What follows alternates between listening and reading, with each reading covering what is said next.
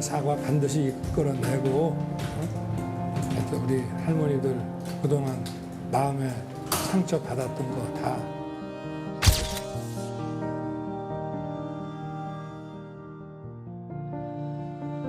외교부는 어제와 오늘 정부는 2015년 위안부 합의를 양국 간 공식 합의로서 존중한다는 입장만 내놨습니다. 이 소녀상은 일본의 항의로 철거될 위기를 맞았습니다. 위안부 문제가 2015년 합의로 봉합된 걸로 이해하고 있다고도 했습니다. 이 무거운 1.5톤 소녀상을 세우기 위해서 처음 세워보는 거라 그때만 해도 너무 긴장을 해서 얘를 어떻게 도로 위로 할까 막 그래서 이렇게 집어넣어서 가는 거 있잖아요. 네. 거기를 또 연락을 했더니 도로 포장이 다 망가지니까 크레인을 불러라. 근데 크레인은 독일에서 한번 부르면 막 1,500유로 막 큰 돈이더라. 큰 돈이 이렇게 막 고생을 해서 세웠는데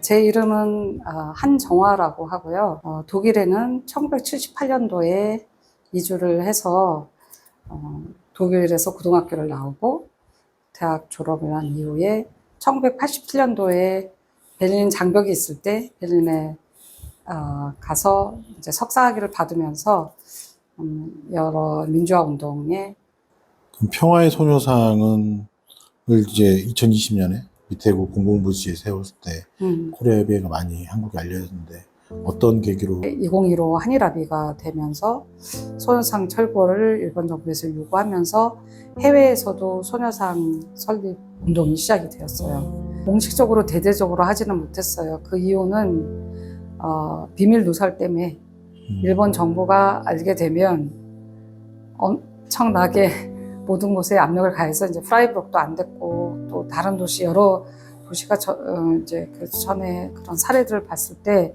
미리 설치되기 전에 알려지게 되면 이제 실패한 경우가 되게 많았기 때문에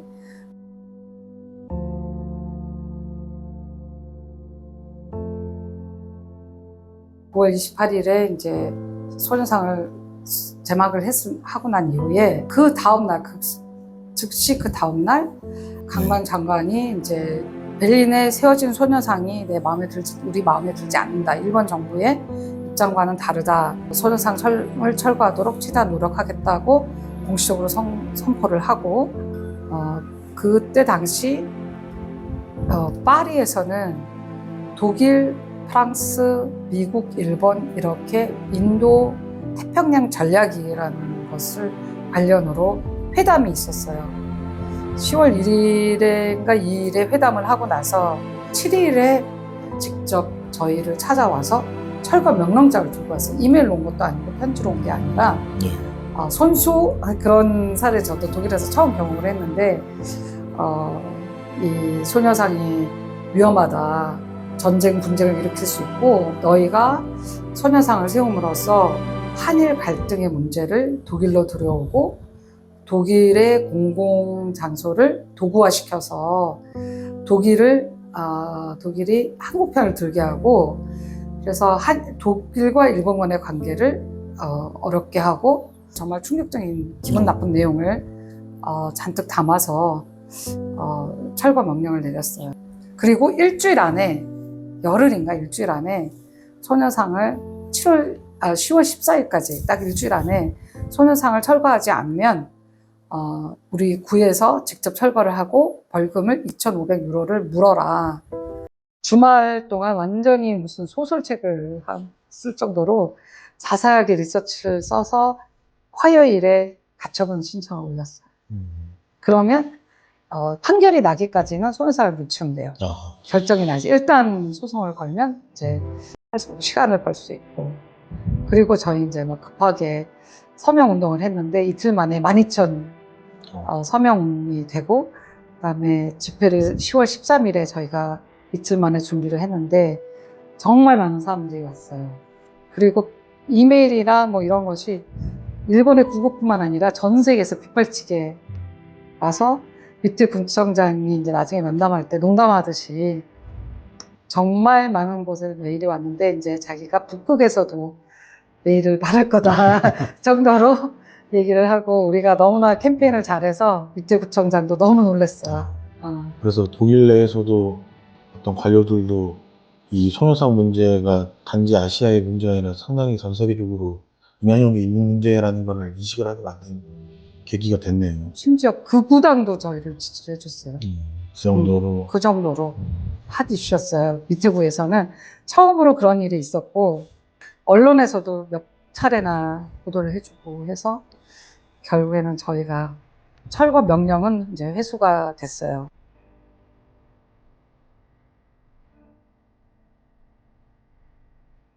그래서 망명 신청한 사람들이 망명 신청 자격이 있는지를 검토하는 기간을 뭐라고 부르는지 모르겠어요. 비자는 없고 그러니까 거기랑 똑같이 사용하는 단어를 써서 처음에는 제가 너무 가슴이 아팠어요. 왜냐하면 저희가 이제 이런 독일에서도 운동할 때 난민으로 와서 망명 신청서 받는 사람들이 망명 신청이 그 허가가 안 돼, 검증이 안 돼서 이 사람은 정치적으로 위험한 곳에서 온 거 확인이 안 되면 이제 강제로 추방을 시키거든요. 그래서 소녀상의 운명이 꼭 망명 온 것 같이 지금 불안불안하게 있는 거네요. 네, 불안불안하게 있는 거죠.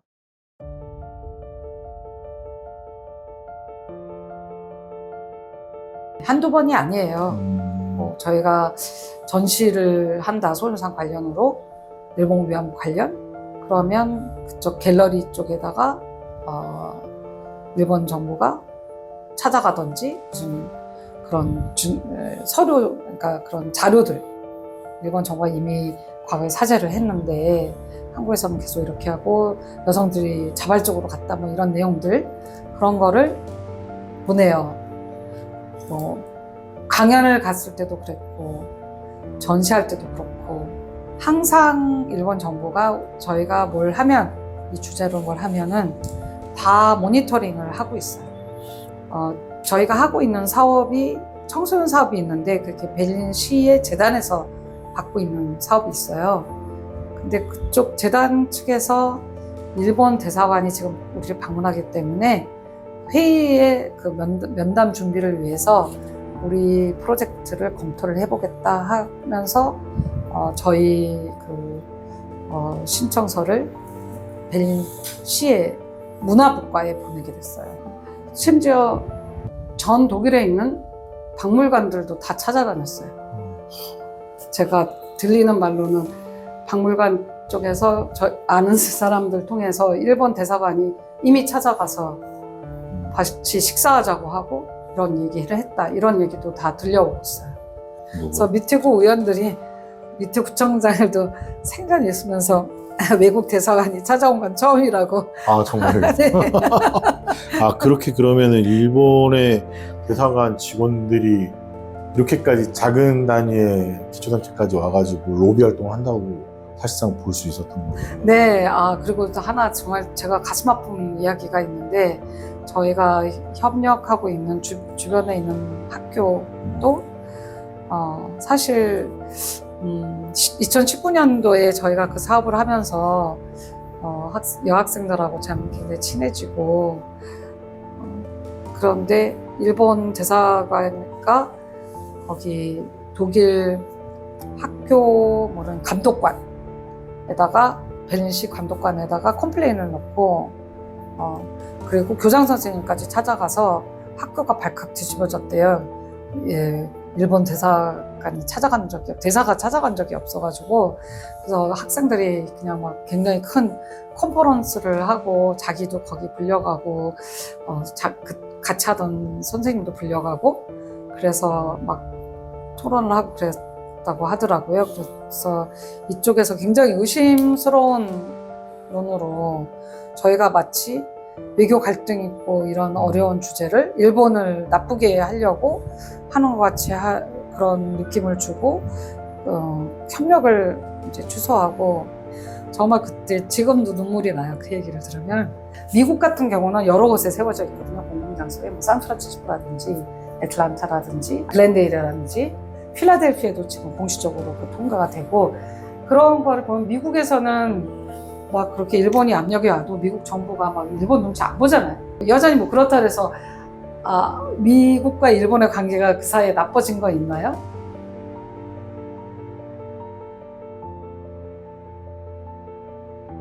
소녀상이든 뭐 관련된 교육이든 활동하실 때 일본 정부가 저렇게 다 작은 단위까지 와서 압박을 하고 그러는데 네.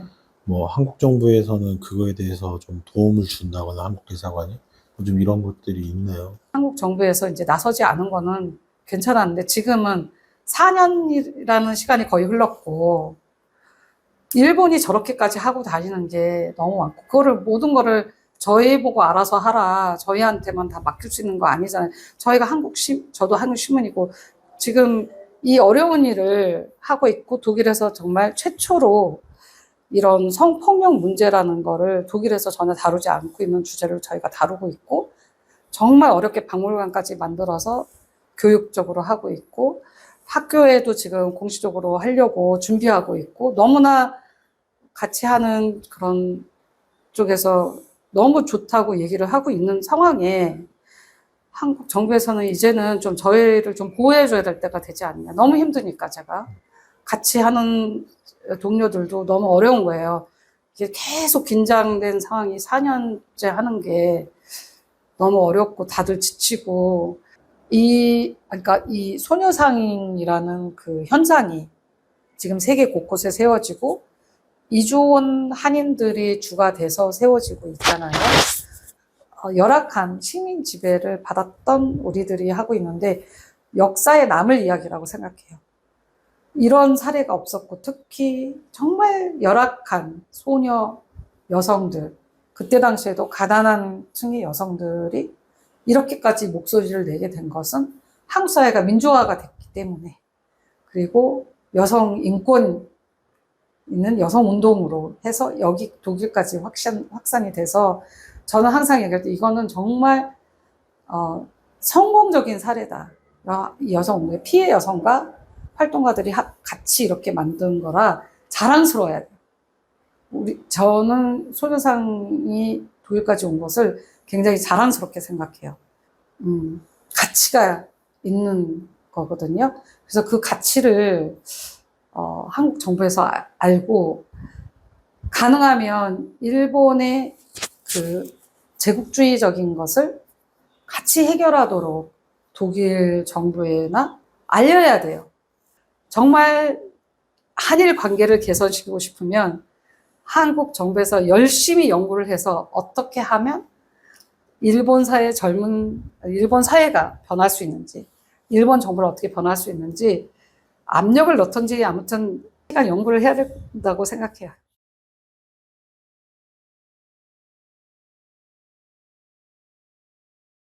독일에서는 일본의 이미지가 너무 좋고 일본이 그런 식민 지배를 한 거를 모르고 그리고 독일 사람들은 가해국가였어요. 일본이나 같이. 그렇기 때문에 일본의 불편한 심정을 더 잘 이해를 해요. 피해를 받아본 적이 없기 때문에 가해자는 스스로 절대 과거사 청산 안 해요. 주변에서 압력을 넣어야지 하거든요. 근데 독일 사람들이 그렇게 얘기해요. 본인들도 주변에 압력이 없었으면 하지 못했고 68세대 때 외부에서는 했지만 이 내부에서의 혁명은 자식들이 아버지한테 도전해서 물어봤어요. 너는 그때 나치 때 뭐 했어? 히틀러만 했다고 미루지 않고 당신은 뭐 했어? 이렇게 물어보면서 이게 내부에서 청산이 되었거든요. 처음 알았어요. 이거는. 네. 이미 그래서 당연히 독일 정부에서는 우리랑 비슷한 입장일 거라고 생각을 했었는데 네. 완전 착각이었던 거네요. 그- 오히려 독일도 외부 영향 때문에 철저하게 홀로코스트에 대해서 부정을 했던 거지 어떤 내부의 그것은 완벽하진 않았던 것 같네요. 그래서 오히려 한국을 의심하는 거야. 쟤네들은 계속 이거 청산도 하고 돈도 줬는데 계속해서 돈 달라고 하고 이러는가 보다. 이렇게 생각하는 거예요. 독일 사회도, 그러니까 과거를 청산하는 것이 그렇게 쉽게 하루아침에 되는 게 아니라는 거죠. 자기도 부족한데, 자기도 범죄자인데, 내가 무슨 권리로 일본한테 이렇게 하라고 얘기하냐. 이런 태도가 하나 있고, 그러면서 이제 이 이제 진보와 지금 보수가 팽팽하게 맞닿고 있는 부분은 보수는 이제는 이제 그만해도 된다. 우리 실컷 다 잘못했다고 했다. 아이들의 자존심도 다 떨어지고 항상 죄책감에 이렇게 살아가는 게 뭐가 좋냐. 일본한테서 배워야 된다는 발언까지 있었어요. 그분들이. 내가 83년도에 이제 남부 이탈리아로 이제 저희 학생들이 수학 여행을 갔어요. 그 고고학자가 이제 저희 이제 담임 선생이었거든요. 근데 오후에 이제 쉬는 시간이 있어서 오후 시간에 이제 제 친구들이 다 돌아왔는데 얘네들이 막 자랑스럽게 얘기하는 거야. 아, 오늘 누가 나한테 프랑스 사람이냐고 물어봤다. 너무 자랑스러운 거야. 프랑스 사람이라고. 근데 네덜란드 사람이냐, 그 독일 사람으로가 안 맞춘 거야. 그래서 너무 자랑스러워가지고 얘기를 해서 저는 깜짝 놀랐어요. 왜냐하면 나는 항상 사람들이 넌 중국에서 왔니? 일본에서 왔니? 그럼 기분 나쁘잖아. 내가 한국에서 그러면 막 잘 맞추면 기분 좋은데 이 내 친구들이 학교 친구들이 다른 나라 사람이라고 물어봐서 좋아해서 내가 너무 놀라서 물어봐서 왜 그러냐고. 그랬더니 자기네들이 부끄러워서 수치스러워서 과거 때문에 그랬었거든요. 근데 지금은 바뀌었어요. 40년 세월이라는 흘러서 정말 계속 독일이 미안하고 이렇게 얘기하니까 그래도 그렇게 나쁜 짓 했는데 지금 잘했다 이렇게 얘기합니다. 독일 그 사이에 변했어요. 그때만 해도 내 영국 친구가 할아버지가 이제 자기 유학 간다고 독일 유학 간다 그러면 독일 여자랑 결혼하면 안 돼 그랬대요. 영국에서. 우리나 비슷하게. 지금은 안 그래. 그러니까 그만큼 쉬지 않고 노력을 해도 부족해요.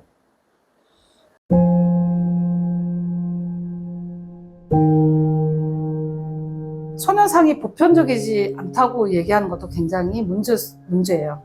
소녀상의 주체가 여성이 되고 아픔이 되고 용기라고 보면 이거는 보편적인 거죠. 아픔은 저는 그래서 아픔은 보편적이라고 생각해요. 저도 독일에서 그 홀로코스트 교육을 받았죠. 그랬을 때 나는 이게 남의 얘기라고 생각 한 번도 안 한 적 없거든요. 내 이야기, 내가 그렇게 당하면 아픔이 이러면 학생들 다 그렇게 생각해요. 일본 유학생 진짜 선하게 생긴, 선하잖아, 일본 유학생. 젊은이들 선하게 생긴 유학생이 자기가 딴 도시에서 유학하고 있는데 지금 베를린에 놀러 왔다. 보니까 굉장히 꼼꼼히 저희 전시를 보고 있더라고요. 그러더니 내가 자기가 하나 물어볼 게 있는데 내가 이 빈 의자에 앉을 자격이 있냐 물어보더라고요. 자기는 윤리 도덕상으로는 거기 앉으면 안 될 것 같다고. 그래서 저 너무 좀 슬펐어요. 어른들이 이렇게 잘못해서 그 젊은 학생이 무슨 죄가 있어요? 그런데 자기 거기 앉을 그 자격이 없다고 얘기해서 제가 진짜 너무 좀 슬펐어요. 그래서 학생한테 아니다. 이거는 과거와 현재와 미래를 얘기하는 거기 때문에 지금 네가 미래를 위해서 같이 옆에 앉는 우리가 같이 연대를 하고 같이 해결을 하겠다는 마음이 있으면 바로 네가 이 옆에 앉아야 되는 거야. 그랬더니 고민하더니 자기가 그 옆에 이렇게 몇 분 앉아 있었어요. 그래서 너무 고맙더라고요. 그리고 너무 슬펐어요. 근데 그 젊은 20대 초반에 정말 그 선량한 눈으로 있는 그 일본 그 젊은 학생이 자기가 거기 앉을 자격이 없다고 얘기할 때 저는 부끄러웠어요. 제가.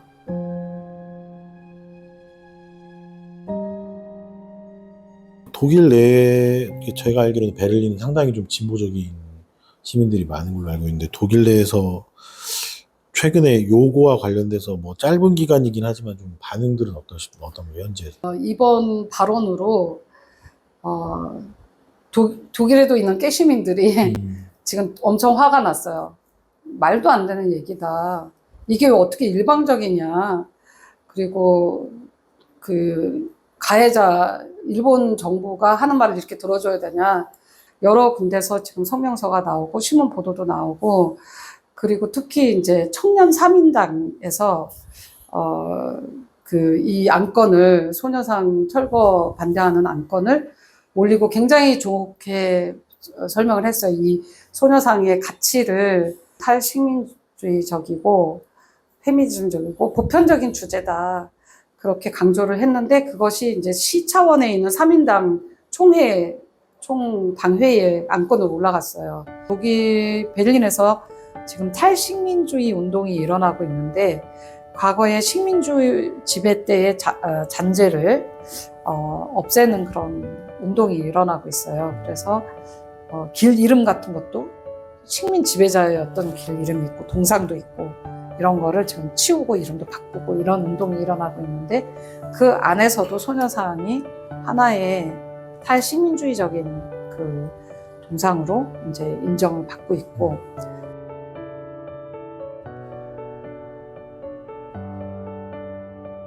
이 베를린 우리가 하는 우리 평화의 소녀상이 왜 그렇게 훌륭한가?